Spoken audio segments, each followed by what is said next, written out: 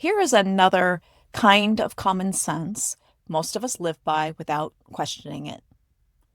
When something feels urgent, we respond to it. We move faster. We focus harder. We handle it. That's reasonable. That's responsible. That's what capable people do. And urgency has earned that reputation. In genuine moments of threat, urgency is exactly right.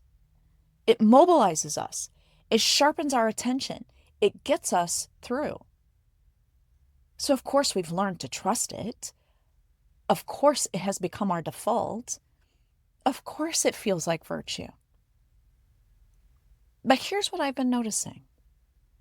Urgency doesn't always arrive from outside. Sometimes we create it, not deliberately or consciously, but we create it, we sustain it, we reach for it, even when nothing is pressing. And that's worth sitting with for a moment. You can feel urgency in the body before you can name it in the mind. A tightening, a bracing, a sense that there isn't enough time, even when there is.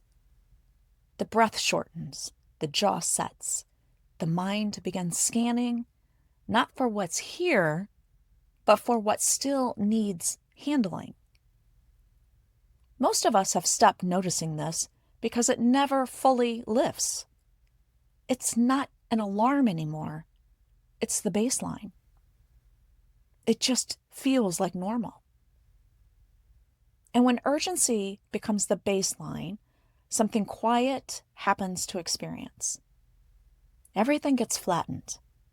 Everything carries the same weight. The small thing and the significant thing both arrive with the same internal pressure. The overdue report, the dinner that needs to be made, the text that you haven't returned, or the feeling that you haven't even looked at it. All of it urgent, all of it pressing, none of it quite resolved. And underneath it, a fatigue that sleep won't fix. There's another place urgency shows up that's easy to miss.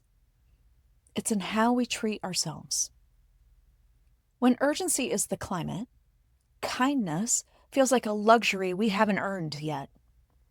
There's no time to be gentle, no time to slow down, no time to question whether the pressure is even necessary. The internal voice gets clipped, corrective, and impatient. Just handle it. Just get through this. Don't fall behind. This can sound like discipline. It can feel like strength.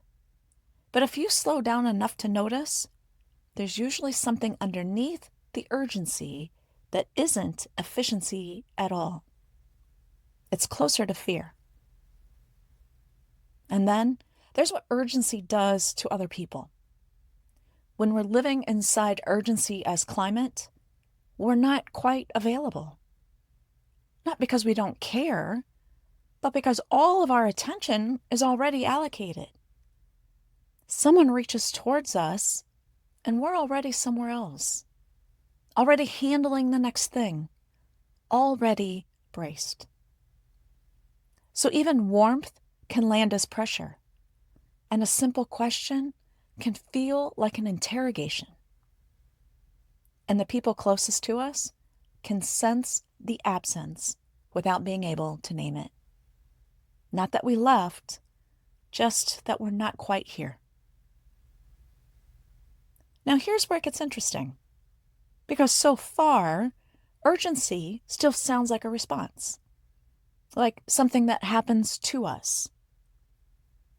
But what I've been noticing, slowly and with some discomfort, is that urgency is often something we produce. There are moments when the list is manageable, when the pressure could ease, when nothing is actually on fire. And in those moments, something reaches for the next thing anyway. Checks the phone, revisits the problem, adds to the list, rehearses the conversation, finds something else to hold. Not because those things need attention, but because stillness has a cost we haven't been willing to pay. This is where the urgency gets quiet. And quieter urgency is harder to see because it doesn't look like panic. It doesn't look like overwhelm. It looks like drive. It looks like someone who cares. It looks like diligence. So nobody questions it because questioning it would require us to stop. And stopping means arriving somewhere. And arriving somewhere means whatever is waiting there is going to be there. This is the part most of us haven't said out loud. We stay busy because busy keeps us moving. And moving keeps us from feeling what is here now. It's not always something dramatic. It's not always even something we can name. Sometimes it's just a sadness that has no story, a longing with no object, or a tiredness that goes deeper than the schedule. Sometimes it's the accumulated weight of all the moments we've moved through without actually inhabiting them. We weren't taught to stay with that.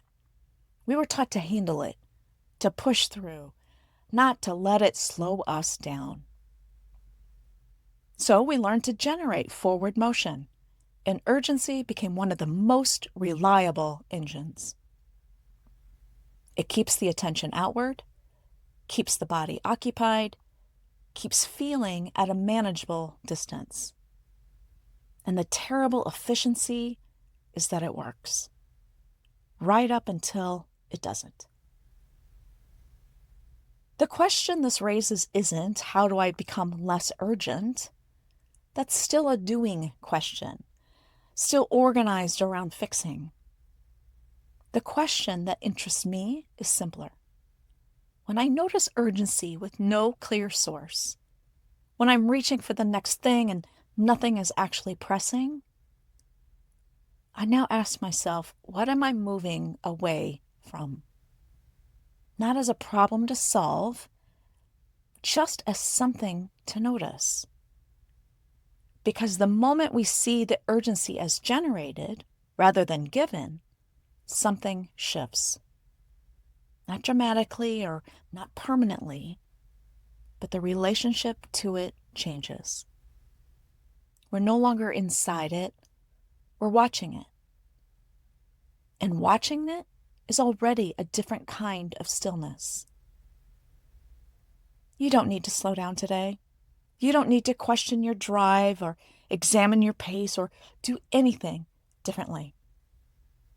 Just noticing, once, that the urgency might be self-made, and wondering quietly what it's been keeping at arm's length for you. That is already enough. Nothing has gone wrong. I'll leave it here.